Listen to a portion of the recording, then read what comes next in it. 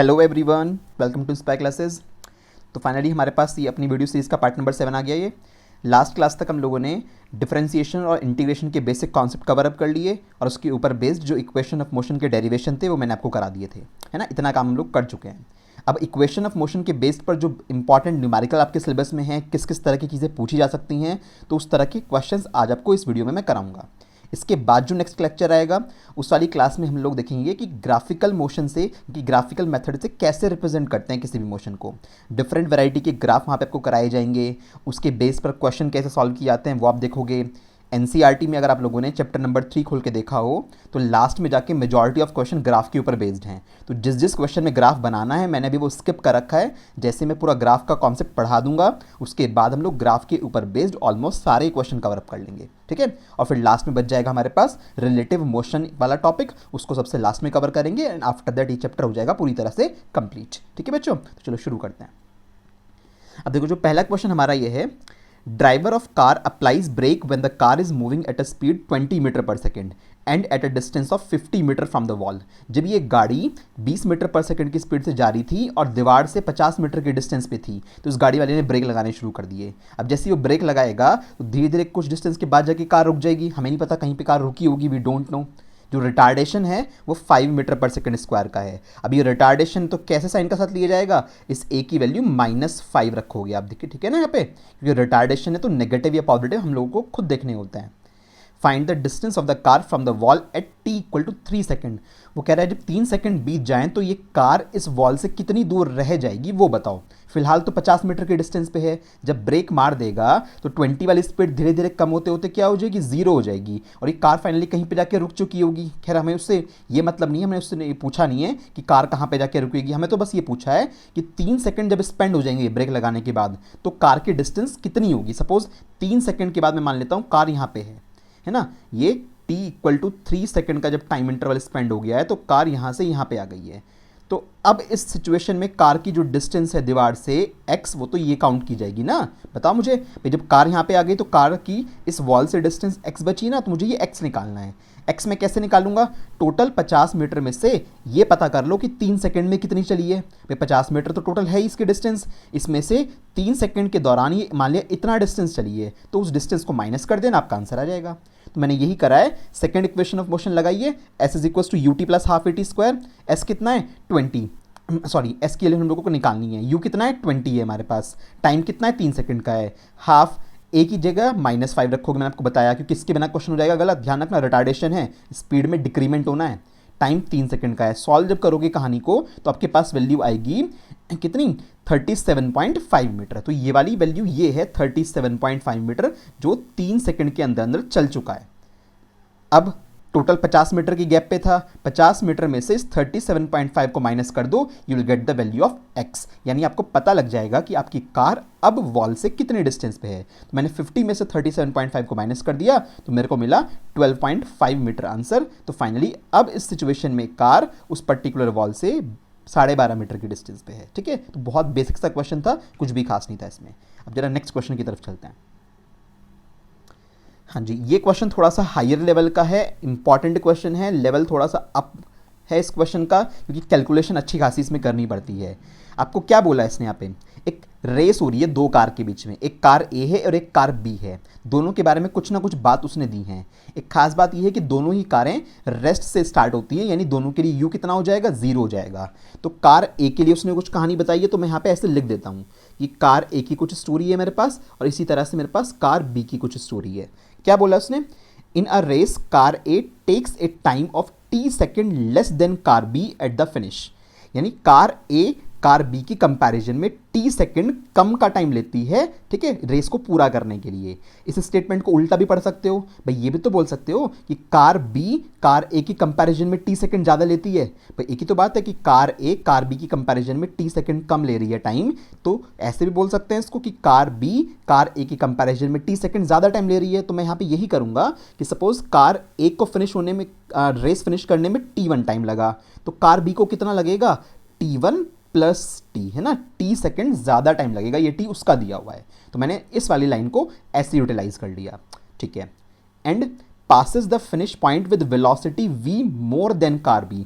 ये कार ए फिनिश वाली लाइन को जब जहां पे रेस फिनिश होती है तो उस पॉइंट पे उसकी वेलोसिटी कार बी के कंपैरिजन में v ज़्यादा रहती है, यानी कार ए की वेलोसिटी फिनिशिंग लाइन पे b से ज़्यादा है, या उल्टा बोल लो कि कार बी की वेलोसिटी फिनिशिंग लाइन पे कार ए से कम है ना। तो यही लिखने वाले हैं कि सपोज फिनिशिंग लाइन पे कार ए की वेलोसिटी कितनी थी v1, तो कार बी की वेलोसिटी फिनिशिंग लाइन पे कितनी होगी, v1 में से इस v को माइनस कर दो, ये v भी उसका दिया हुआ है ना। तो बस इस तरह से आप पैरामीटर को मानोगे, ईजिएस्ट वे रहेगा कि भाई कार ए को अगर t1 टाइम लगा तो कार बी को उससे t टाइम ज़्यादा लगा होगा, क्योंकि उसने लेस दे रखा है कार ए का, तो मैंने बी में ऐड कर दिया, वो एक ही बात है। यहाँ पे उसने क्या बोला है कि कार ए जब फिनिशिंग लाइन पे पहुंचती है तो उसकी वेलोसिटी v ज़्यादा होती है b की कंपैरिजन में, है ना, v वेलोसिटी ज़्यादा है। तो उल्टा बोल लो कि कार b की v वेलोसिटी कम है a के कंपैरिजन में। तो मैंने जो बातें दी थी उसको रिवर्स करके यहाँ पे यूटिलाइज कर लिया है। ओके, दोनों कार रेस्ट से स्टार्ट हो रही हैं, दोनों के लिए u 0 हो गया, u इसके लिए भी 0 हो गया और u इसके लिए भी 0 हो गया, ठीक है। And travel with constant acceleration a1 and a2, ये a1 एक्सेलरेशन से चलती है और ये a2 एक्सेलरेशन से चलती है, कांस्टेंट एक्सेलरेशन है। तो हमें शो कर रहा है v is equal to square root of a1 a2 और बाहर है t। तो यानी आंसर v की t की और a1 a2 के टर्म्स में आएगा। अब कैसे निकालें, यहाँ पे तो और कुछ दे ही नहीं रखा, अब इतनी सी स्टोरी से बात कैसे बनेगी। अब देखो सिंपल सी इक्वेशन, हमारे पास कुछ कहानियाँ तो है ना, हम लोग फर्स्ट इक्वेशन अप्लाई करना स्टार्ट करते हैं कार ए के लिए भी और कार बी के लिए भी। तो फॉर कार ए थोड़ी सी कैलकुलेशन करनी पड़ेगी, कोई दिक्कत वाली बात नहीं है। कार ए के लिए v is equal to u plus a t. v final velocity कितनी है, कार ए की फाइनल वेलोसिटी v1 है, तो v1 is equal to initial तो 0 है प्लस a1 इंटू t1, ठीक है ना। तो v1 की कितनी वैल्यू आ गई, a1 t1। बहुत आराम से करा ना पूरा क्वेश्चन, ध्यान से देखना। कार बी की कहानी चलाओ, कार बी की अगर बात करें तो फिर से v is equal to u plus a t लगाओगे, तो v की वैल्यू कितनी है उस वाली कार के लिए, v1 माइनस वी है, तो v1 माइनस वी, u 0 है, a की जगह a2 है, टाइम की जगह कितना है t1 प्लस टी है, टाइम की जगह है t1 प्लस टी। इस तरह से मेरे पास बन गया, ठीक है। थोड़ा सा इसको आगे सॉल्व करते हैं तो हमारे पास क्या आएगा, देखो एक काम करो, इस v1 की वैल्यू यहाँ से लाके यहाँ पे उठा के रख लो, इसमें से निकाल के इसमें पुट कर लो, तो आगे थोड़ा सा सॉल्व कर लो इस चीज़ को। तो हमारे पास वैल्यू क्या आएगी, v1 की जगह मैंने क्या रख दिया, v1 की जगह a1 t1 रख दिया, मैं इसको लिख रहा हूँ वाली लाइन को, v1 की जगह मैंने क्या रख दिया, a1 t1 रख दिया, minus v is equals to a2 हो गया और t प्लस t1 या जो भी आप बोलोगे, इस तरह से मेरे पास ये वैल्यू हो गई। अब मेरे पास v की क्या वैल्यू बची, तो v यहाँ से बचा a1 t1 माइनस a2 और t प्लस t1, ठीक है। ये मेरी एक इक्वेशन बन गई, मैंने v की इक्वेशन यहाँ पे आराम से निकाल ली। तो v की इक्वेशन में कोई भी इशू नहीं है, मैं v की इक्वेशन यहाँ से आराम से निकाल पाया, ठीक है ना, कोई दिक्कत नहीं है v की इक्वेशन में। अब इसके बाद अभी देखो हमारे पास आंसर, हमें अननोन चीज़ें जो होंगी ना वो हटानी पड़ेंगी। आपने जो ये t1 माना हुआ तो आपको ये t1 को गायब करना पड़ेगा।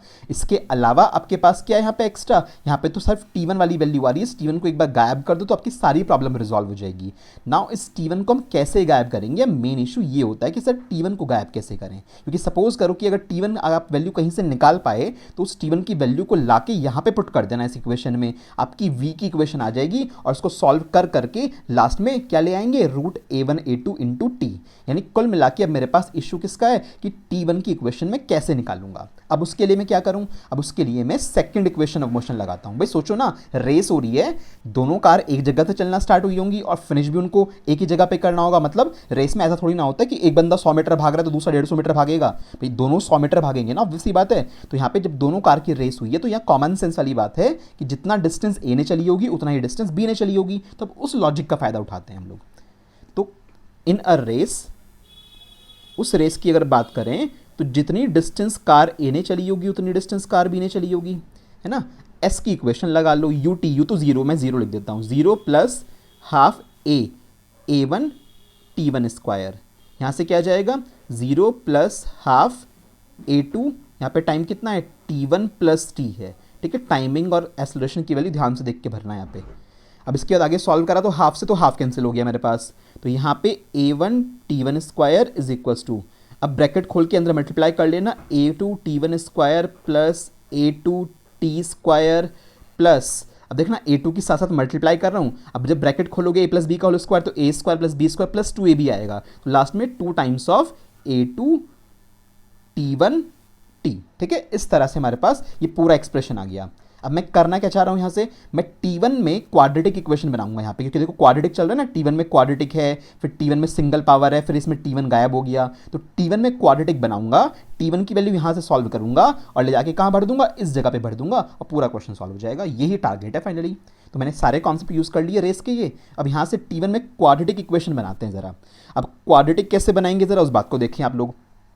तो यहाँ पे एक काम करो, देखो जस्ट अ मिनट, यहाँ पे सारी चीज़ आपके पास एक ही साइड पे, इसको उठा के इधर की साइड ले आओ, तो आपके पास क्या वैल्यू नजर आएगी भाई यहाँ पे। अगर इसे सॉल्व करने की कोशिश करोगे तो तुम्हारे पास क्या नजर आएगा कि sir A2 minus A1 T1 square common ले लिया मैंने, ठीक है, A1 को उधर ले आया माइनस में, प्लस में 2 times of A2 into T फिर T1 plus A2 T square is equal to 0। भाई देखना ना ध्यान से, T1 में स्क्वायर है, फिर T1 अकेला है और फिर T1 है ही नहीं, सिर्फ कांस्टेंट वैल्यू है ना भाई हमारे लिए, ये T तो गिवन था, बात हो रही है T1 की, तो T1 कैलकुलेट करना है। तो T1 में क्वाड्रेटिक हो गई, अगर ये क्वाड्रेटिक हो गई तो अगर कंपेयर करूँ मैं इसको बी स्क्वायर माइनस 4AC से या AX स्क्वायर, इससे कंपेयर कर लेते हैं इसको स्टैंडर्ड इक्वेशन से अपनी, कि AX square plus BX plus C is equal to 0 से अगर कंपैरिजन करें तो यहाँ पे A की वैल्यू क्या हो गई, A की वैल्यू ये हो गई, समझते रहे ना कॉन्सेप्ट, B की वैल्यू क्या हो गई, ये हो गई, और C की वैल्यू क्या हो गई, ये हो गई। समझ में आ रही है ना बात। तो बस अब क्या करो, अब यहाँ से फाइनली फॉर्मूला मेथड से इस T1 की वैल्यू निकाल लो। देयरफॉर फॉर्मूला आप लोगों के पास पता है ना, अगर ऐसी इक्वेशन होती है तो क्या फॉर्मूला होता है, x is equal to minus B plus minus square root of B square minus 4AC upon 2a। तो यही फॉर्मूला आपको अप्लाई करना पड़ेगा अब यहाँ पे। तो x की जगह क्या आएगा भाई, T1 में क्वाड्रेटिक इक्वेशन है तो T1 आएगा, तो T1 इज इक्वल टू, थोड़ा लेवल अच्छा खासा है, 11th क्लास में आ चुके हो, ऐसा मत समझना, बिल्कुल बहुत बच्चों वाले क्वेश्चन मिलेंगे, इसी तरह के क्वेश्चन करने आने चाहिए। कुछ नहीं है इन क्वेश्चंस में, मैथमेटिक्स है, सिर्फ मैथ्स के बिना फिजिक्स कभी नहीं चलेगी, आपको मैथ्स जरूर आनी चाहिए। बहुत बेसिक बातें लगा रहा हूँ, क्वाड्रेटिक इक्वेशन ही तो, इसमें टेंशन लेने वाली कोई बात ही नहीं है, ठीक है। माइनस बी की जगह मैंने सब पॉइंट आउट किए हुए हैं, ऊपर देख लेना, बी की जगह आ जाएगा ये, ठीक है, plus minus square root of B square, इसका स्क्वायर करूंगा तो आएगा 4A2 square T square minus 4 times of A into C, A की वैल्यू ये है, सी की वैल्यू ये सारी है, जो 4 टाइम्स में इनकी मल्टीप्लाई करूंगा, ठीक है, तो मेरे पास वैल्यू क्या आ जाएगी, यहाँ से वैल्यू आएगी A2 माइनस A1, ब्रैकेट में लिखा हुआ है A2 टी स्क्वायर लिखा हुआ है, अपॉन में क्या चलेगा 2A, 2 टाइम्स ऑफ A कितना आएगा, A2 माइनस A1 आएगा, ठीक है ना, बात समझ में आ गई। तो इतनी कहानी मैंने कर ली, थोड़ा सा मैं इसको और सॉल्व कर देता हूँ इस कहानी को। तो यहाँ से थोड़ा सा और सॉल्व करोगे तो T1 is equal to minus 2A2T plus minus, हाँ जी, स्क्वायर रूट ऑफ, यहाँ सारे ब्रैकेट खोल दो जितने भी हैं, 4A2 square T square minus 4 times of A2 square हो जाएंगे, तो A2 square T square minus minus plus 4A1 A2 T square. कोई टेंशन नहीं है, आराम से हो जाएंगे सॉल्यूशन, बस थोड़ा सा ध्यान रखना है कैसे कर रहा हूँ। 2 यहाँ पे आया, A2 माइनस A1 चल रहा है, अब देखो कुछ चीज़ें कट गई, ये वाली वैल्यू पूरी की पूरी इससे कट गई, 2 चीज़ें तो गायब हो गई ना। अब जो बचा, क्या बचा, ब्रैकेट में बचा हमारे पास 4 times of A1 A2 T square, इसका स्क्वायर रूट लेके आगे सॉल्व करो ज़रा। जब स्क्वायर रूट लेके अगले पेज पे सॉल्व करोगे तो T1 की वैल्यू लिखो, तो T1 की क्या वैल्यू आई, T1 की वैल्यू आई है minus 2A1 A2 T plus minus, अब देखो स्क्वायर रूट वाला सॉल्व कर रहा हूँ, यहाँ पे A2 है, यहाँ पे A1 नहीं है, इस चीज़ को काट देना, यहाँ पे A1 नहीं है, ठीक है भाई। हाँ, तो 2 माइनस ट्वाइस A2T हो गया, यहाँ से क्या आएगा, ट्वाइस आएगा, T भी बाहर आ जाएगा और A1 A2 पे रूट आ जाएगा, तो मतलब कि ट्वाइस आएगा, A1 A2 पे रूट आएगा और साथ में T बाहर आ जाएगा। अपॉन में क्या चल रहा है, अपॉन में हमारे पास है ट्वाइस A2 माइनस A1, तो अपॉन में है ट्वाइस A2 माइनस A1, ठीक है भाई। तो 2 ऊपर भी है नीचे भी है, कॉमन लेके काट दो, तो T1 इज इक्वल टू क्या बचा, माइनस का A2, ठीक है, T प्लस माइनस यहाँ पे एज इट इज बचा root A1 A2 T upon A2 minus A1। बात समझ में आ गई भाई इतनी। तो इस तरह से हमारे पास यहाँ पे ये कहानी हो गई। अब बात आती है पॉजिटिव नेगेटिव साइन की, भाई एक बार पॉजिटिव आंसर आएगा एक बार नेगेटिव आंसर आएगा, इसको कैसे हैंडल करेंगे, तो दोनों वैल्यू उठा लो, एक बार पॉजिटिव एक बार नेगेटिव, देख लेना क्या क्या बनता है। तो जब पॉजिटिव वैल्यू उठाओगे यहाँ से तो T1 कितना आएगा, T1 आएगा minus A2T plus square root of A1 A2T upon में A two minus A one, ठीक है भाई, ऐसे आएगा। और जब नेगेटिव वैल्यू, कुछ फर्क नहीं पड़ेगा, कोई एक वैल्यू ले लेना। जब T1 को आप यहाँ से नेगेटिव उठाओगे तब क्या वैल्यू आएगी, minus A two T minus root A one A two T upon A two minus A one. अब देखो इस वाली वैल्यू में फ़ायदा क्या है, ऊपर से माइनस कॉमन लो, नीचे से माइनस कॉमन लो, काट दो, सब कुछ प्लस में हो जाएगा। तो बचेगा ए टू टी, ठीक है, ये A two T plus square root of A one A two, T बाहर अपॉन में A one minus A two, पलट गए ना नीचे वाली वैल्यू, माइनस कॉमन लेते ही, तो हमारे पास इस तरह से ये वाली वैल्यू बचेंगी। तो एक ये ऑप्शन मेरे पास है, एक ये ऑप्शन मेरे पास है। अब एक्सेलरेशन वगैरह सब कुछ दे रखा है, हमें पता नहीं कौन सी वैल्यू मतलब सही आएगी, कौन सी गलत आएगी। हम लोगों ने दोनों वैल्यू यहाँ पे लिख ली हैं। अब इस T1 की वैल्यू को, आपका काम है अभी ये T1 की वैल्यू को एक बार इसको और एक बार इसको कहाँ पे रखोगे, अब इस वैल्यू को तुम फाइनली इस वाली इक्वेशन में लाके रखोगे T1 की वैल्यू को। ध्यान रखना, जब T1 की वैल्यू को यहाँ पे लाके रखोगे, थोड़ा सा सॉल्व करोगे तो आपको वैल्यू बहुत आसानी से नजर आ जाएंगी। यू विल गेट कि ये तो बड़ी आसानी से सॉल्व हो गया। बल्कि एक काम और करना, यहाँ पे ना ऐसे करना, इस इक्वेशन को यहाँ पे वन मत मानना, इसको आगे थोड़ा सॉल्व करके ऐसे कर दो, T1 को यहाँ से कॉमन उठा लो, तो A1 माइनस A2 और ब्रैकेट में T1 माइनस A2T, ऐसे ये आ जाएगा। अब इसको इक्वेशन नंबर 1 मानना, इसमें वैल्यू रखना, क्योंकि एक ही बार रखनी पड़ेगी, नहीं तो यहाँ पे दो बार रखनी पड़ती। तो T1 की वैल्यू रखना, वैल्यू कुछ चीज़ें कट जाएंगी और जिससे भी तुम्हारा ये आंसर परफेक्ट आ जाए वो दैट्स ओके, ठीक है। तो यहाँ पे T1 की वैल्यू रख के अब तुम्हें सॉल्व करना है बस, पूरा का पूरा क्वेश्चन जितना भी है ये। तो ये वाली वैल्यू है, ये वाली वैल्यू है, दोनों से सॉल्व करके देखने की कोशिश करना, किसी ना किसी एक से आंसर जरूर आएगा। बेसिक कॉन्सेप्ट बता दिया, इस क्वेश्चन में प्योर मैथमेटिक्स है, बाकी इसमें कुछ नहीं है। जितना दिमाग लगाना था वो यहाँ पे लग गया, रेस वाला, कि अगर रेस लगी है तो दोनों ने बराबर चला होगा, और बाकी बेसिक बातें मैंने तुम्हें यहाँ पे समझा दी। ये a little bit higher level का क्वेश्चन है। आपकी जो बुक है CBSE चैंपियन वाली, जो आप लोगों को कई बच्चों ने ले ली है मुझसे, उसमें भी ये ऑलरेडी क्वेश्चन मेंशन है वहाँ पे, ठीक है। तो कर लीजिएगा इस तरह के क्वेश्चन को पूरा कंप्लीट हैंडल, आराम से आंसर आ जाएगा। तो बाई चांस नहीं आए दोनों में से रखने पे तब मुझे बता देना, ऐसा हो नहीं सकता, क्योंकि साफ साफ नजर आ रहा है भाई, A1 A2 वाली वैल्यू से कट जाएगी वैल्यू, ये प्लस माइनस से कट जाएगा तो सिर्फ इतना बचेगा। साफ साफ आ तो रहा है भाई, ये वाली वैल्यू आएगी, यहाँ पर भी पॉजिटिव वैल्यू, चेक कर लेना किससे आंसर सही बैठेगा। तो अपने अकॉर्डिंग जो भी वैल्यू होगी उसने किसी से आंसर जरूर सही आएगा आपका, ठीक है।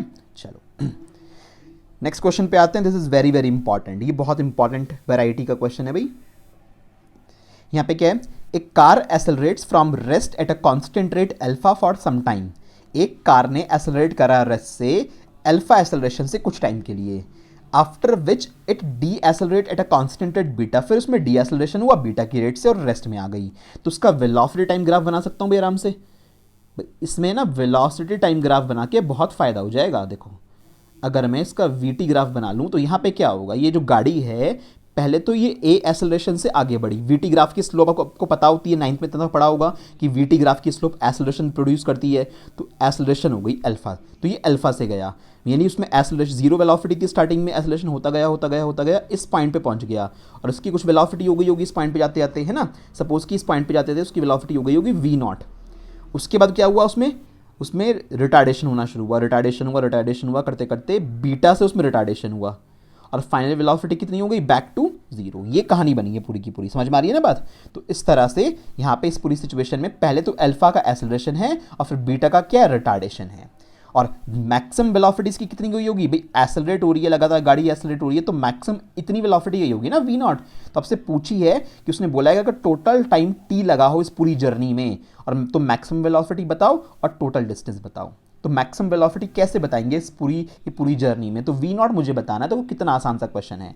क्या करो, आप पहले पार्ट्स में इस चीज़ को बांट लो। जब एसेलरेशन हुआ उसका क्वेश्चन अलग लेके चलो, जब रिटार्डेशन हुआ उसका क्वेश्चन अलग लेके चलो। तो क्या करोगे, फॉर एसेलरेटेड मोशन, है ना, फॉर एसेलरेटेड मोशन। तो एसेलरेटेड मोशन की जब कहानी है तो उसमें रेस्ट से सब चीज़ें चली हैं, तो ऑब्वियस सी बात है U0 होगा। तो इक्वेशन कौन से लगा दें, फर्स्ट वाली इक्वेशन लगा लो भाई, V is two U plus AT, ठीक है, ये इक्वेशन है। इसमें फाइनल वेलोसिटी एसेलरेटेड मोशन मतलब O से लेके A तक की मोशन ऐसे मान लो। तो स्टार्टिंग में वेलोसिटी कितनी है 0, बाद में कितनी है V0 हो चुकी है, तो बाद वाली मैक्सिमम वेलोसिटी V0 है यहाँ पे। इनिशियल कितनी है 0, ये है अल्फा। टाइम लगा होगा T1, मुझे नहीं पता टाइम, मैंने क्या मान लिया इस जर्नी में, आधे में T1 मान लिया, आधे में T2 मान लिया। T1 प्लस T2 मिला के T के इक्वल होंगे, उसने बोला हुआ है। तो यहाँ से T1 कितना आएगा, तो यहाँ से T1 की वैल्यू आएगी V0 अपॉन अल्फा, ठीक है भाई। ये हमारी एक इक्वेशन हो गई। इसी तरह से बात करेंगे किसकी, फॉर रिटार्डेड मोशन जिसमें डी एक्सेलरेशन है, तो रिटार्डेड मोशन। तो अगर रिटार्डेड मोशन की बात करूं तो यहां से फिर से v is equal to u plus a t लगाओगे तो v naught is equal to u plus, थोड़ी यहाँ पे थोड़ा ध्यान रखना, v नॉट डायरेक्ट ना लगाना, यहाँ पे ऐसे करना, देखो भाई, तो v is equal to u plus a t, पहले इक्वेशन ही लिख लो आप। अब रखो जरा, रिटार्डेड मोशन में यहाँ से a से लेके इस पॉइंट तक चले, सपोज ये पॉइंट क्या था, b पॉइंट था, यहाँ तक चले, तो a से लेके b में इनिशियल वेलोसिटी तो a पे जो है वो होगी, यानी v नॉट होगी, और फाइनल वेलोसिटी कौन सी होगी, जो b पे है, यानी कितनी है, 0, वो होगी। और यहाँ पे रिटार्डेशन है तो माइनस में लिखा जाएगा बीटा को, तो क्या लिखोगे इस जगह पे, v की जगह फाइनल वेलोसिटी 0 हो चुकी है, इनिशियल कितनी है, v नॉट है, रिटार्डिंग मोशन में माइनस बीटा, और टाइम कितना है, t2, तो यहाँ से t2 की क्या वैल्यू आ गई, t2 की वैल्यू आ गई v नॉट अपॉन बीटा। ठीक है, ध्यान से निकालना इन इक्वेशंस को। तो t1 t2 मैंने निकाल लिया। नाउ मुझे पता है, इसके बाद एक कॉमन सी चीज़ हम लोगों को पता है, नाउ t1 प्लस t2 जो टोटल टाइम है वो t के इक्वल है, तो दोनों वैल्यू रख दो, तो क्या आ जाएगा, v naught upon alpha plus v naught upon beta is equal to t। तो यहाँ से v नॉट कॉमन उठा लिया, यहाँ पे एलसीएम ले लो, alpha beta, alpha plus beta, ठीक है, इज इक्वल टू टी। ये एमसीक्यू तक में पूछा जाता है question, v naught is equal to, हाँ जी, तो क्या आ गया, उधर जाके ये पलट जाएगा, alpha beta upon alpha plus beta into में t। तो ये हमारे पास मैक्सिमम वेलोसिटी आ गई जो पहुंचेगी उस पर्टिकुलर जर्नी के अंदर। ठीक है, तो एक आंसर तो ये हो गया। और क्या पूछा है, टोटल डिस्टेंस ट्रेवल्ड। अब देखो कितना आसान है, अगर आपको वेलोसिटी टाइम ग्राफ का बेसिक 9th का आता है तो वहाँ पे बहुत अच्छे से बात समझाई जाती है कि वेलोसिटी टाइम ग्राफ की जो स्लोप होती है उससे तो एक्सेलरेशन मिलता है, इसके अलावा वेलोसिटी टाइम ग्राफ के अंडर में जितना भी एरिया सराउंडेड होता है, इस एरिया को अगर निकाल लो तो क्या बन जाता है, डिस्टेंस बन जाती है, टोटल डिस्टेंस। क्योंकि आप मुझे बताओ कि ये वेलोसिटी को टाइम से मल्टीप्लाई करूँ, distance is equal to speed, speed is equal to distance upon time होता है, तो डिस्टेंस क्या होता है, स्पीड इनटू टाइम होता है ना। तो इस सिचुएशन में वेलोसिटी को अगर मैं टाइम से मल्टीप्लाई करूं तो मेरे पास क्या बन जाएगा, एरिया। तो इसके अंडर में सारा एरिया निकाल लो, बन गई डिस्टेंस। एरिया कैसे निकालेंगे, ट्राइंगल है, half into base into height, तो क्या करूं, total distance travel, second part में टोटल डिस्टेंस ट्रेवल्ड। हाँ, तो टोटल डिस्टेंस ट्रेवल हम लोग कैसे निकालेंगे सिचुएशन में, तो टोटल डिस्टेंस ट्रेवल अगर निकालनी है तो क्या करेंगे, लिखेंगे एरिया अंडर वीटी ग्राफ। तो एरिया का एक बेसिक सा क्वेश्चन आया, कोई दिक्कत नहीं है, इसलिए यहाँ पे से करा देता हूँ, ऐसा कुछ नहीं है यहाँ पे। तो half into base into height, triangle बन रहा है क्योंकि, तो half into base into height. अब half into base, base value की बात करें तो बेस वैल्यू कितनी है, यहाँ से लेके यहाँ तक, यानी टाइम लगा हुआ टोटल, तो टोटल लगा हुआ टाइम कितना है, वो है t, यानी बेस वैल्यू हो गई t के इक्वल, इंटू हाइट।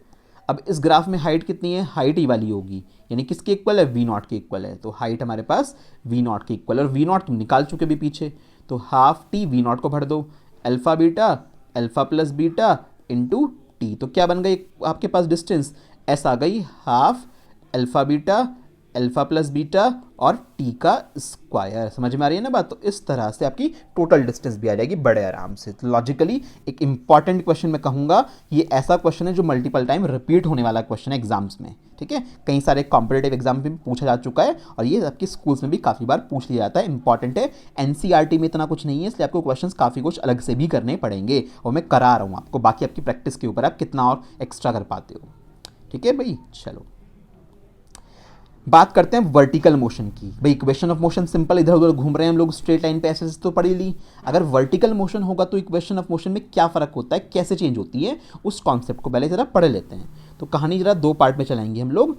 अगर बात करें केस नंबर 1 में, ये सब नोट कर लेना आप लोग, अपवर्ड वर्टिकल मोशन है ना, तो अपवर्ड वर्टिकल मोशन, अगर ऑब्जेक्ट ऊपर की तरफ गया है तो अपवर्ड वर्टिकल मोशन की अगर बात करेंगे तो क्या हमारे पास बात आएगी। अपवर्ड वर्टिकल मोशन में सपोज करो कि हमारे पास एक बॉल थी, आपने इसको नीचे से ऊपर की तरफ फेंका u वेलोसिटी से, और करते करते करते करते कितनी हाइट तक गई, ये h हाइट तक गई हमारे पास, है ना। बीच में रास्ते में इसकी वेलोसिटी यहाँ पे पूछी जा सकती है, थोड़ा सा और ऊपर जाके वहाँ पे पूछी जा सकती है, कहीं भी हो सकता है, मुझे नहीं पता। फेंका मैंने इसको नीचे से ऊपर की तरफ है, मुझे अच्छे से पता है कि भैया ग्रेविटी तो दुनिया कहीं भी चली जाए ग्रेविटी तो नीचे की तरफ ही लगेगी हमेशा, तो जी तो हमेशा नीचे ही लगेगा। यानी आप ग्रेविटी के अगेंस्ट जा रहे हो तो ऑब्वियसली बात है सारी इक्वेशन में जो एक्सेलरेशन के साइन है वो माइनस में हो जाएंगे, है ना। तो इक्वेशंस कैसे डिजाइन होंगी, तो जो पहली इक्वेशन है वो लिखी जाएगी v is equal to u minus g T.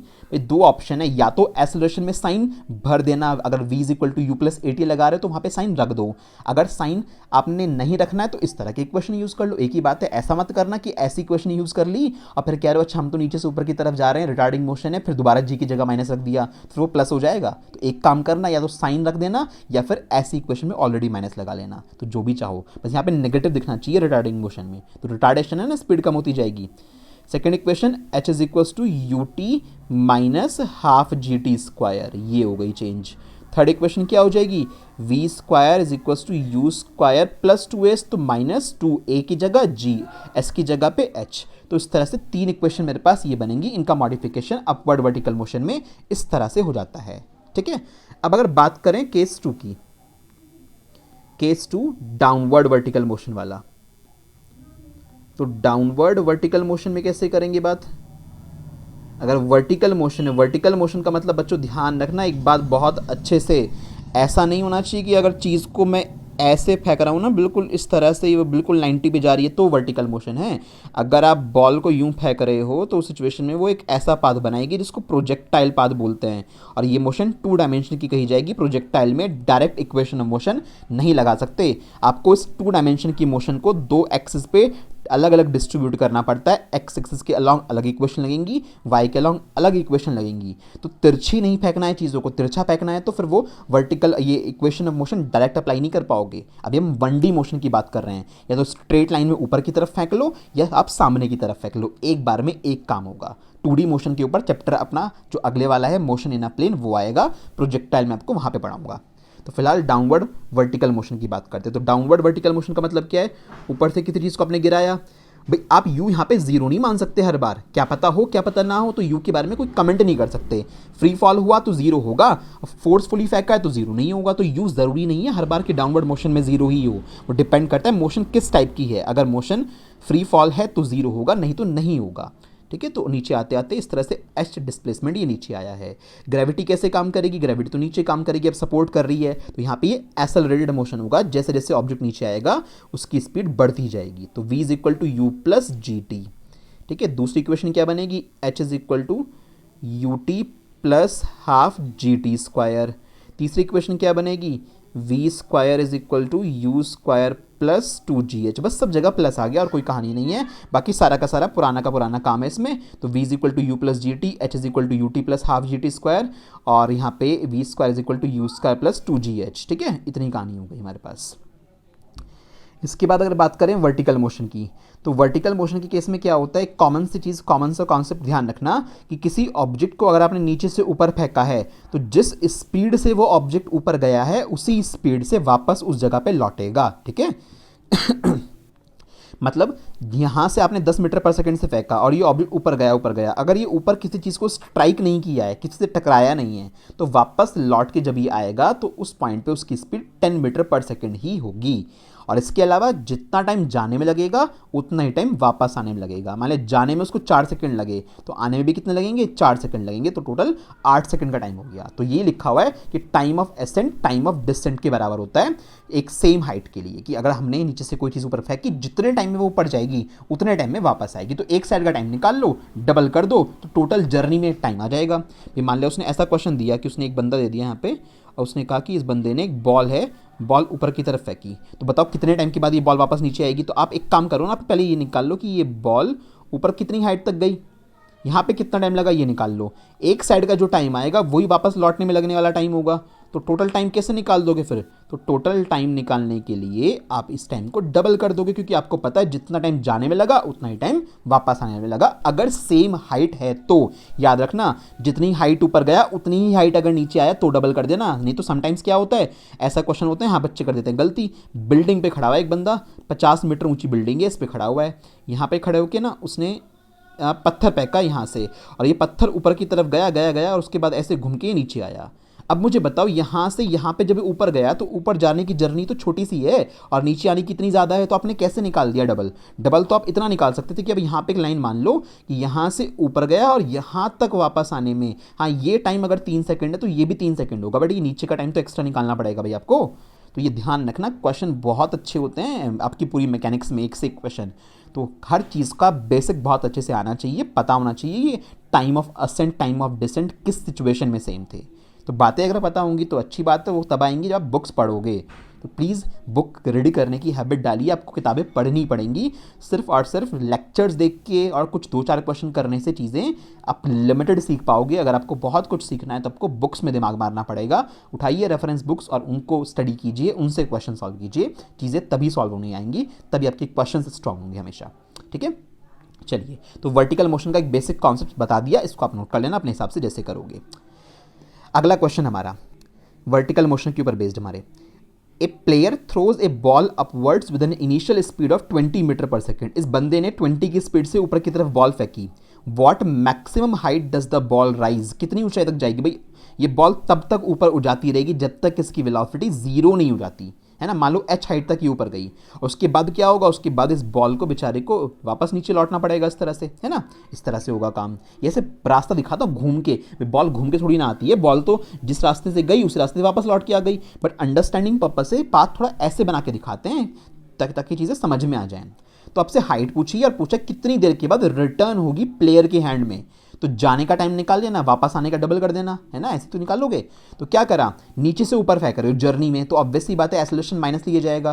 तो हमने थर्ड इक्वेशन लगाई, v equal to v square is equal to you square plus 2as। अब यहाँ पे चाहो तो माइनस का 2gh लिख सकते हो, जैसे आपके मन हो। फाइनल वेलोसिटी 0, क्योंकि नीचे से फेंका है आपने ऊपर की तरफ, तो इनिशियल 20 है, फाइनल 0 हो जाएगी। तो हमने वैल्यू भर दी, a की जगह 10 रख दिया उसने, g की जगह जो बोला था। इसके अलावा s की जगह हम लोगों ने क्या रखा, h। हाइट रख दी, तो हाइट हमने निकाली कितनी है, 20 मीटर आ गई। एक आंसर आ गया मैक्सिमम हाइट। टाइम निकालना है, टाइम कैसे निकालोगे? v is equal to u minus g t लगा लो डायरेक्टली, है ना। v कितना है फाइनली 0, इनिशियली कितनी थी 20, माइनस g कितना है 10। टाइम निकालना है, टाइम कितना आ गया, टाइम आ गया 2 सेकंड का। आंसर नहीं है, ध्यान रखना, नीचे से ऊपर जाने का टाइम आया है ये, सिर्फ और सिर्फ क्योंकि इनिशियल 20 मानी है, फाइनल 0 मानी है आपने, तो ये नीचे से ऊपर जाने का टाइम आया है। तो टोटल टाइम यहाँ लिखोगे आप नोट में, since the time of ascent is equal to the time of descent for the same height, therefore total time t कितना हो गया, 2t के बराबर हो गया। ठीक है, कैपिटल T मान लेना इसको। तो 2t, 2 इंटू 2 कितना हो गया, 4 सेकंड का टाइम इंटरवल आएगा। ध्यान रखना, जाने का प्लस आने का दोनों ही कैलकुलेट यहाँ पे करने थे आपको। ठीक है भाई, नेक्स्ट में आगे चलते हैं हम जरा। अगला क्वेश्चन हमारा, a ball is projected vertically up with the velocity of 40 metre per second. 40 से ऊपर फेंका इसे, find the maximum height reach. पुराना क्वेश्चन, 40 से ऊपर फेंका, लास्ट में जाके 0 हो जाएगी, v को 0 u को 40, इक्वेशन लगा देना, हाइट आ गई हमारे पास 80 मीटर। इसमें कुछ नहीं है, पुराना क्वेश्चन था। Find the height at the end of 2 second. जब इसके 2 सेकंड स्पेंड हो गए तब कितनी हाइट है, और जब 3 सेकंड स्पेंड हो गए तब कितनी वेलोसिटी है। तो सेकंड वाले पार्ट की अगर बात करूं, हाइट पूछिए 2 सेकंड के बाद, तो क्या करोगे, h इज इक्वल्स टू, नीचे से ऊपर फेंक रहे हो तो ut minus half gt square, ये लगाओगे। हाइट h डैश, क्योंकि दूसरी हाइट है 2 सेकंड के बाद है। इनिशियल वेलोसिटी कितनी है, 40 है। टाइम स्लॉट कितना है भाई, टाइम स्लॉट हमसे 2 सेकंड का दिया हुआ है, माइनस हाफ, g कितना है 10 है। टाइम स्लॉट कितना है 2, 2 का स्क्वायर कितना होता है 4, 2 से 2 कट गया, तो 4 से डबल करो, 4 टू जा 8, 80 माइनस 10 टू जा 20, 20, 80 माइनस 20 कितना आ गया 60 मीटर। यानी 2 सेकंड जब बीत चुके होंगे तो ये अपनी यहाँ से 60 मीटर की हाइट पे होगा। टोटल तो 80 मीटर है, तो यानी 60 मीटर की हाइट पे होगा फिलहाल 2 सेकंड के बाद। वेलोसिटी पूछिए, वेलोसिटी 3 सेकंड के बाद, तो वेलोसिटी निकाल लो 3 सेकंड के बाद, बहुत आसान है। v is equal to u minus g t लगा लो। इनिशियल फाइनल वेलोसिटी कितनी है पूछी है, इनिशियल कितनी है 40 से फेंका था, g कितना है 10 है। कितने सेकंड बाद पूछ रहा है, 3 सेकंड बाद पूछ रहा है, तो 40 माइनस 30 10 मीटर पर सेकंड, यानी 3 सेकंड के बाद उसकी स्पीड 10 मीटर पर सेकंड रह जाएगी। और अगले चौथे सेकंड में क्या हो जाएगी, उसकी वेलोसिटी और कम हो जाएगी, क्योंकि वेलोसिटी ऊपर जाने पे कम होती जा रही है। तो सिर्फ इक्वेशन ऑफ मोशन इंपोज करना है, इन क्वेश्चन को पॉज करके ना खुद से करने की कोशिश करना स्टार्टिंग में, क्योंकि आप अगर सीधा सॉल्यूशन छाप दोगे तो उससे कोई इतना बेनिफिट नहीं है। Try to solve them each and every question by yourself. ठीक है, चलो एनसीईआरटी का क्वेश्चन अगला, 3.4। देखो क्वेश्चन बहुत प्रॉपर वे में अरेंज किए हैं, कब कौन सा कराना है मैं अपना आप कराऊंगा, टेंशन मत लो कि ये नहीं कराया वो नहीं कराया। क्वेश्चन बहुत अटपटे तरीके से दे रखे हैं, एनसीईआरटी में सब उल्टा सीधे दे रखा है, तो इसलिए बहुत प्रॉपर वे में अरेंज करके पढ़ाना पड़ता है। तो सब सीक्वेंशियल ऑर्डर में जब जोन सा क्वेश्चन की बारी आएगी मैं करा दूंगा। A ball is thrown vertically upward, ऊपर की तरफ फेंका है 20 मीटर पर सेकेंड से एक मल्टी स्टोरी बिल्डिंग से, बंदा बिल्डिंग के ऊपर खड़ा हुआ है।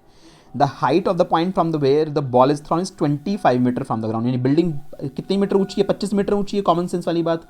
इस बिल्डिंग के ऊपर, जो बिल्डिंग 25 मीटर ऊंची थी, इस बिल्डिंग के ऊपर वो बंदा खड़ा हुआ था यहाँ पे, ठीक है भाई। ये बंदा सपोज करो इस बिल्डिंग के ऊपर यहाँ पे ऐसे खड़ा हुआ है ना। इस बंदे ने बॉल उछाली अपने हैंड में से, अब बॉल उछाली, बॉल ऐसे से गई होगी और फिर ऐसे घूम के फाइनली बॉल नीचे की तरफ आएगी। समझ रहे हो ना बात, ये कहानी रही होगी। अब इसने क्या बोला है, 20 मीटर पर सेकंड से बॉल उछाली है इसने, जो बॉल को ऊपर इनिशियल वेलोसिटी दी है वो कितनी है, 20 मीटर पर सेकंड की वेलोसिटी से इसने बॉल उछाली है। आपसे पूछ रहे हैं how high will the ball rise, ball कितनी ऊंचाई तक जाएगी, मतलब कि ये वाली हाइट पूछ रहे हैं तुमसे, है ना, ये एच पूछ रहे हैं कितनी ऊंचाई तक जाएगी।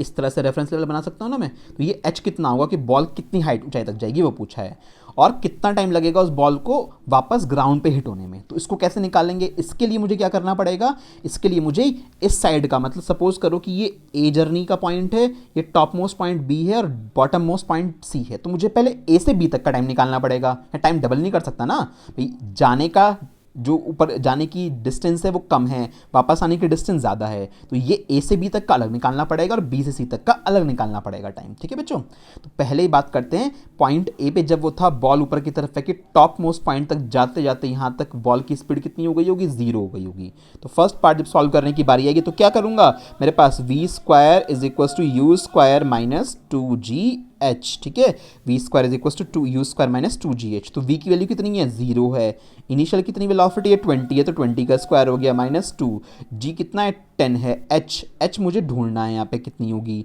तो 20 का स्क्वायर यहाँ पे हमारे पास कर लेंगे, तो ये कितना आ गया 20h आ गया यहाँ पे, तो ये कितना हो गया 400 हो गया, h से डिवाइड करोगे कितना आ गया 20 मीटर आ गया, यानी इसका मतलब 20 मीटर की जो ये हाइट है वहाँ तक ये बॉल गई होगी। तो 20 मीटर गई, अब यहाँ पे है बॉल, तो कितना वापस नीचे आएगी 20, तो ये 25 है, यानी वापस आते वक्त उसको 45 ट्रेवल करना पड़ेगा। समझ में आ रही है बात, ये कितना है, ये वाली डिस्टेंस 25 मीटर की है, तो वापस आते वक्त 45 ट्रेवल करना पड़ेगा।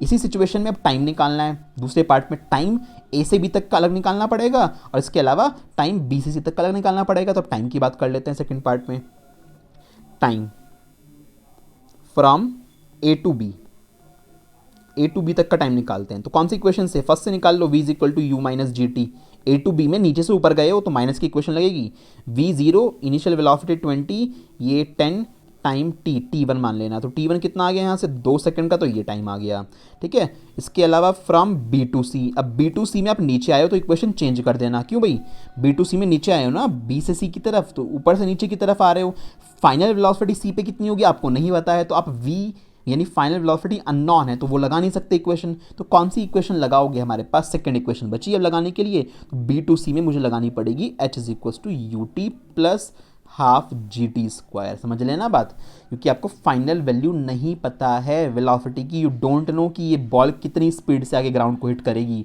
तो v अननोन हो गया, जब v अननोन हो गया तो फर्स्ट भी गई थर्ड भी गई, सेकंड इक्वेशन बची बस।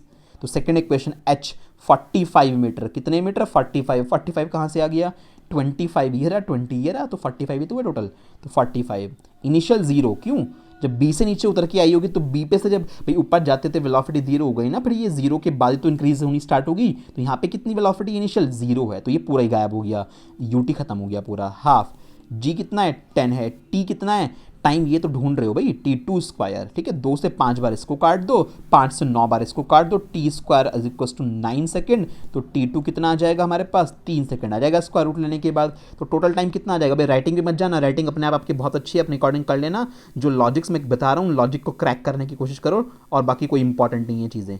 तो t1 plus t2 is equal to, हाँ जी कितना है 2 सेकंड ये है, 3 सेकंड ये है, कितना आ गया टाइम 5 सेकंड का टाइम आ गया हमारे पास टोटल, तो इस पूरी जर्नी के अंदर 5 सेकंड का टाइम लगेगा, ऐसे कैलकुलेट करना है, क्वेश्चन हैंडल करना आना चाहिए, आपकी एनसीईआरटी का है, this is the way how you will calculate the questions, ठीक है। इक्वेशंस में आपको दिमाग लगाना है, कहाँ माइनस कहाँ प्लस, नीचे से ऊपर फेंक रहे हो, कब ऊपर से नीचे जा रही है बॉल, तो चीज़ों का ख्याल रखिएगा, ठीक है भाई, हो गया एक क्वेश्चन खत्म। अगला क्वेश्चन ये यही वाला है, देखो बिल्डिंग सेम टू सेम वही वाली वैल्यू है, टोटल टाइम पूछा है, खुद से अटेम्प्ट करना। भाई मैंने करा दिया, फिर से इस क्वेश्चन को एक नया क्वेश्चन मान लेना अपने लिए, फिर से अटेम्प्ट करना, सारी वही की वही कहानी है। 25 मीटर ऊंची बिल्डिंग के ऊपर से एक बॉल को फेंका गया है 20 से, टोटल टाइम पूछा है, एक ही पार्ट पूछा है, आपको पता भी निकाले, आपको 5 सेकंड आंसर आएगा, तो निकाल लेना इसे खुद से भी, ठीक है भाई। ये अपने होमवर्क से करोगे question, this is your homework. चलिए बलून वाला क्वेश्चन, हाँ जी, this is again important. Balloon वाले क्वेश्चन कैसे करते हैं कि अगर कोई ऊपर की तरफ बलून जा रहा हो, उसमें से कोई बंदा पत्थर फेंक दे नीचे, तो उसके बारे में टाइम वाइम पूछते हैं वो। A balloon is rising up at 30 metre per second, ऊपर की तरफ बलून जा रहा था 30 मीटर पर सेकेंड से। अब मुझे बताओ, बलून अगर 30 मीटर पर सेकंड से ऊपर जा रहा था, तो बलून के अंदर जो बंदा बैठा हुआ था वो भी 30 से जा रहा था, उसके अंदर जो पत्थर रखे हुए थे वो भी 30 से जा रहे थे। अगर मैं बलून के अंदर खड़ा हूँ इस जगह पे बास्केट में, और हाथ में एक पत्थर लेके बैठे रहा हूँ, तो बलून ऊपर जा रहा है 30 से, तो पत्थर भी तो ऊपर जा रहा है 30 से, देखो दिखा रखा है इन्होंने, पत्थर भी तो ऊपर जा रहा है 30 से। आपने क्या करा, आपने अपना हाथ इस टोकरी से बाहर निकाल के पत्थर को छोड़ दिया, तो पत्थर फ्री फॉल नहीं होगा, पत्थर में यू 0 नहीं होगा, बस यही गलती होती है। यहाँ यू की वैल्यू कितनी होगी, -30 मीटर पर सेकेंड। माइनस क्यों, आपने पत्थर को जब छोड़ा था तब उस पत्थर की टेंडेंसी कहां की तरफ जाने की थी, ऊपर की तरफ, क्योंकि गुब्बारे की वेलोसिटी तो ऊपर की तरफ थी ना, और पत्थर एक्चुअलिटी में आया कहां पे होगा, आया तो नीचे की तरफ होगा ना, तो इसलिए u -30 लिया जाता है। बस ये लॉजिक है, बाकी इसमें कुछ भी नहीं है इस क्वेश्चन में। क्यों फ्री फॉल क्यों होगा, कोई भी चीज़ है, चलती हुई गाड़ी में से अगर एक बॉल को गिराओगे, आपने अपने हाथ में से कोई पैकेट छोड़ दिया, तो जो गाड़ी की स्पीड होगी उसी स्पीड से तो गिरेगा ना, तो यही कहानी यहाँ पे होती है।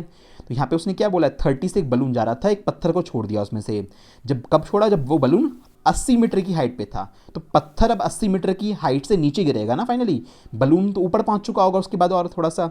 तो find the time after which the stone hit the ground, कितनी देर बाद स्टोन ग्राउंड को टकराएगा, 5 सेकेंड, 6 सेकेंड, 7 या 8। ठीक है, देखो कितना अच्छा इलस्ट्रेशन है। यहाँ पे एक बलून है, यहाँ से पत्थर को गिराया गया, जब पत्थर को गिराया, पत्थर तो अलग हो गया ना इससे, तो पत्थर की वेलोसिटी कितनी है, 30 मीटर पर सेकंड ऊपर की तरफ थी, बट पत्थर आया कहाँ की तरफ, नीचे की तरफ, तो इसलिए 80 मीटर की हाइट पे नीचे की तरफ आया, इसको फेंका ऊपर की तरफ, मतलब उसको जो टेंडेंसी थी जाने की उसकी ऊपर की तरफ थी, इसलिए यू कैसे लोगे, माइनस में लोगे। तो जब पत्थर नीचे आ चुका होगा, बलून तो कहीं ऊपर जा चुका होगा, 30 मीटर पर सेकंड से हमें कुछ नहीं करना, यहाँ पे बस क्या करना है, यहाँ पे you would be taken as -30 metre per second, since tendency of stone was in upward direction, but it falls downward, but वो कहाँ गिरा, डाउनवर्ड डायरेक्शन में गिरा। ठीक है भाई, तो इसलिए यू माइनस में हो गया। अब क्या करो, आपको टाइम निकालना है, फाइनल वेलोसिटी आपको पता ही नहीं कितने से हिट करेगा, तो सेकंड इक्वेशन लगा लो, ऊपर से नीचे गिरी ये चीज़, तो you t plus half g t square. ठीक है, ऊपर से नीचे गिरा है ना भाई, पत्थर तो यहाँ से नीचे गिरा होगा ना, 80 मीटर की हाइट से गिरा, यू है -30 ही ध्यान रखना है, सारा मेन मंत्र इसी में है, टाइम पता नहीं है, हाफ जी 10 दे रखा है उसने, टी स्क्वायर आ जाएगा यहाँ पे। यहाँ से अब थोड़ा सा सॉल्व कर लेंगे भाई, तो 80 is equals to 30t plus 5t square, 5 से पूरे को डिवाइड करके एक साइड लिया, और टी स्क्वायर प्लस 5 से 6 टाइम डिवाइड करोगे 60 माइनस 5 1 जा 5 3 5 6 जा 30 16 के ऐसे फैक्टर जिनको माइनस करने पे 6 आए, 8 2 जा 16, तो t square plus 8t minus 2t minus 16 is equals to 0, तो t कॉमन लोगे तो t प्लस 8 यहाँ पे आ जाएगा, -2 कॉमन लोगे तो t प्लस 8 यहाँ पे आ जाएगा, इज इक्वल टू में 0 आ गया, तो t प्लस 8 का एक बॉक्स बन गया, और t -2 इज इक्वल टू 0 का एक बॉक्स बन गया। समझ में आ रही है ना बात। अब तो t की वैल्यू एक तो आई -8 सेकेंड, पॉसिबल नहीं है, नेगेटिव वैल्यू, t की दूसरी वैल्यू क्या आई, 2 सेकंड के आसपास हमारी वैल्यू आ गई। तो यहाँ पे इस तरह से हमारे पास फाइनल आंसर ये आ गया। तो 16 के ऐसे फैक्टर करने थे जिनको माइनस करने पे क्या है हमारे पास, जिनको माइनस करने के बाद हमारे पास 6 आए, तो 8 2 जा 16, 8 और 2 को माइनस करोगे हमारे पास कितना आएगा, 6 आएगा। तो यहाँ से t कॉमन लिया, t प्लस 8 बचा, यहाँ पे 2 कॉमन लिया तो t प्लस 8 बचा, तो t प्लस 8 और t माइनस 8, तो 2 सेकंड हमारे पास टाइम इंटरवल आ गया। ठीक है भाई, अब यहाँ पे कुछ मे बी मिस्टेक हो, मैंने कुछ गलती तो नहीं करी, 30 मीटर पर सेकंड से दे रखा था भाई, देख लेना एक बार, 30 मीटर पर सेकंड से उसने वैल्यू दी हुई थी, 30 हम लोगों ने रखा था ना यहाँ पे, हाँ 30 रखा था, मे बी जो कोई आंसर में मिस्टेक हो, बाकी तो सब हम लोगों ने ठीक करा है। 10 दे रखा था यहाँ पे, हाँ ये 10 दे रखा था, चेक कर लेना। 30t है हमारे पास। अच्छा एक इक्वेशन है, माइनस वाली वैल्यू में गड़बड़ हुई है, यहाँ पे माइनस आएगा, ठीक है, यहाँ पे माइनस आएगा, तो इस जगह माइनस है, ठीक है, इस जगह माइनस, तो ये वाली वैल्यू माइनस में आ जाएगी, ये वाली वैल्यू माइनस में आएगी, तो यहाँ पे ये माइनस में आ जाएगा। इसको करेक्ट कर लेना, इक्वेशन में माइनस प्लस का गड़बड़ हुआ है। यहाँ पे हमारे पास +2t आ जाएगा, जब इसको सॉल्व करोगे तो यहाँ पे माइनस, यहाँ पे प्लस, माइनस प्लस चेंज हो जाएंगे मतलब सारे के सारे, ठीक है, तो यहाँ माइनस, यहाँ पे प्लस, तो t-2 आएगा, इसको नेगलेक्ट कर देना, और ये वाला ऑप्शन हमारे पास 8 सेकंड का करेक्ट हो जाएगा। तो ऑप्शन कौन सा आएगा, 8 सेकंड का टाइम इंटरवल आएगा, वो इक्वेशन के प्लस माइनस में गड़बड़ हुई है थोड़ी सी, ठीक है भाई।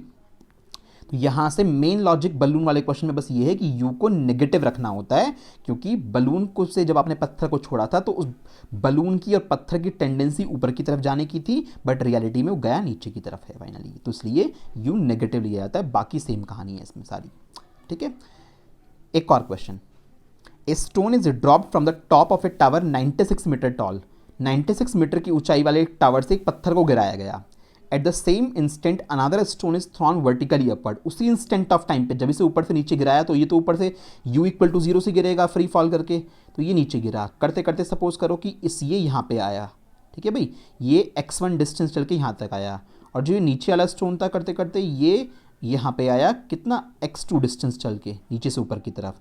जिस टाइम इसको छोड़ा गया उस टाइम इसको छोड़ा गया, कुछ इसने चला कुछ इसने चला, जिस जगह पे ये मिल गए टोटल कितना चला, 96 मीटर चला होगा ना। आधा रास्ता एक ने ट्रैवल किया, आधा दूसरे ने, मतलब आधा क्या, थोड़ा सा एक ने ट्रैवल किया, थोड़ा सा दूसरे ने ट्रैवल किया, तो टोटल कितना ट्रैवल किया, x1 + x2 कितना होगा, 96 मीटर होगा। ओके, और क्या बोला है, when and where will the two stones meet. कब और कहाँ ये दोनों पत्थर मिल जाएंगे एक दूसरे से। तो कब और कहाँ कैसे निकालेंगे, कब मतलब टाइम, कहाँ मतलब लोकेशन। तो मान लिया मैंने ऊपर वाले पत्थर के गिरने से x1 डिस्टेंस के बाद ये एक जगह पे मिल जाएंगे, ठीक है भाई। तो मैं x1 + x2 की एक इक्वेशन 96 यूज कर सकता हूँ जब मुझे यूज करनी हो। और टाइम स्लॉट सपोज इसने t1 टाइम लिया और नीचे वाले ने कितना टाइम लिया, t2 टाइम लिया, तो दोनों का टाइम इंटरवल हमारे पास आ जाएगा, दोनों का टाइम इंटरवल आराम से निकाल लेंगे। तो टोटल टाइम t1 t2 ना मान के t टाइम मानोगे, क्यों, क्योंकि भाई एक जब ऊपर से आपने इस पत्थर को छोड़ा, नीचे से इस पत्थर को छोड़ा, तो सपोज करो आपने स्टॉप वॉच स्टार्ट कर दी, तो लगभग 5 सेकंड के टाइम के बाद ये दोनों आपस में एक दूसरे से टकरा गए, तो होगा ना एक कॉमन टाइम दोनों के लिए। तो जितना टाइम इसने लिया उतना ही टाइम इसने लिया, तो टाइम दोनों के लिए कॉमन आएगा। तो यहाँ से सॉल्यूशन स्टार्ट करते हैं हम लोग। तो कौन सी इक्वेशन, सेकेंड इक्वेशन लगा लो। तो हम लोग फर्स्ट स्टोन के लिए बात करते हैं। फर्स्ट स्टोन की अगर बात करें तो सेकेंड इक्वेशन ऑफ मोशन लगाते हैं, h मतलब x1 = ut। इसके लिए तो इनिशियल वेलोसिटी 0 है, यानी 0 + ½ gt²। g की जगह वैल्यू कितनी है, 10 × t², ठीक है भाई, 10 × t² हमारे पास ये हो गया। तो x1 कितना आ गया, x1 आ गया 5t²। सेकेंड स्टोन की बात करो, तो जब सेकेंड स्टोन की बात करेंगे तो वहाँ से क्या आएगा, x2 = ut। अब की बार u0 नहीं है, 24 है, तो 24t + ½ 10t²। तो x2 = 24t। यहाँ पे हाफ की जगह एक काम और करना, एक मिस्टेक और होती है कि इस जगह पे आप माइनस रखोगे, नीचे से ऊपर की तरफ फेंक रहे हो ना, तो माइनस रखोगे इस जगह पे, तो थोड़ा सा ध्यान रखना इस बात का। तो माइनस का 5t² मेरे पास ये हो गया। इतनी बात समझ में आ गई। तो ये मेरी एक इक्वेशन बनी, ये मेरी दूसरी इक्वेशन बनी, दोनों को ऐड ऑन कर दो। तो जैसे ही दोनों को ऐड करोगे तो x1 + x2 = ऐड करते ही प्लस माइनस वाली वैल्यू कट जाएंगी, तो सिर्फ 24t बचेगा। तो कितना बचा, 24t। और x1 + x2 कितना है, थोड़ा सा एक पत्थर ने चला, थोड़ा सा दूसरे ने चला, तो 96 मीटर चला उसने, दोनों ने जितनी हाइट बिल्डिंग की है। तो 24t, तो 24t = कितना आ जाएगा, 24 की 4 टाइम्स ये डिवाइड हो जाएगा, तो 4 सेकंड का टाइम आया। तो यानी 4 सेकंड के बाद ये दोनों पत्थर एक दूसरे से मिल जाएंगे। कहाँ मिलेंगे, अब वेयर बताना है, तो टी के लिए ला के यहाँ रख दो, x1 आ जाएगा। Therefore x1 = 5t²।